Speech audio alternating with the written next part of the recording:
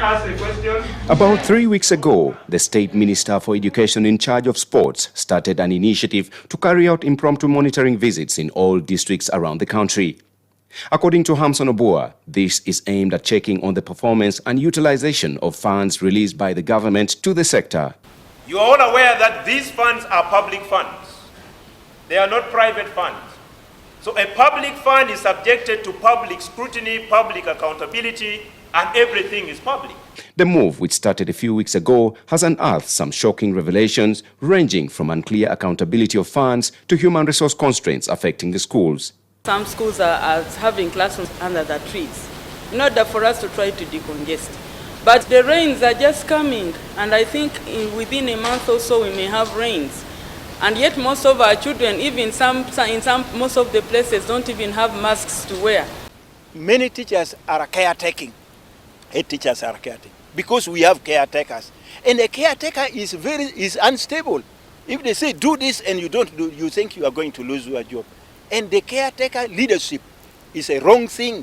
I visited some 2 schools. The pupils are too many. And even some of these teachers do not even know these pupils.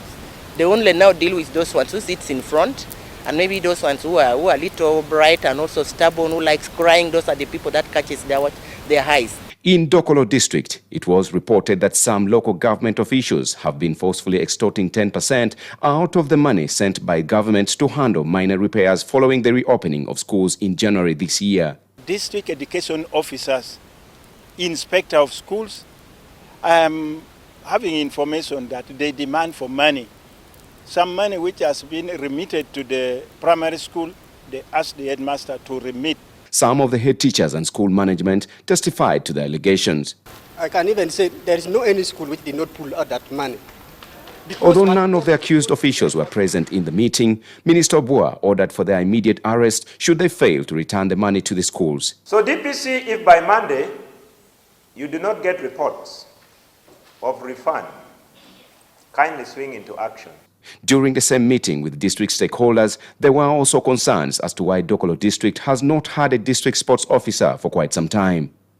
To the minister, it was a question of accountability. Where does money for sports go for Dokolo? Because Q1 money came, Q2, 3, it is now lumped up together.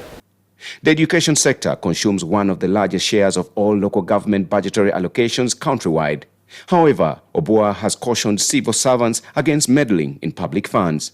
Because salivating over government money, just to salivate, is bad. Just salivating, you look at it and you just start salivating. You can salivate over your salaries, but not on government money.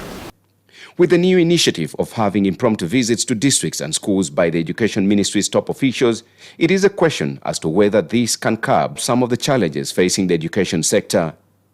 Nelson Omoya, NTV,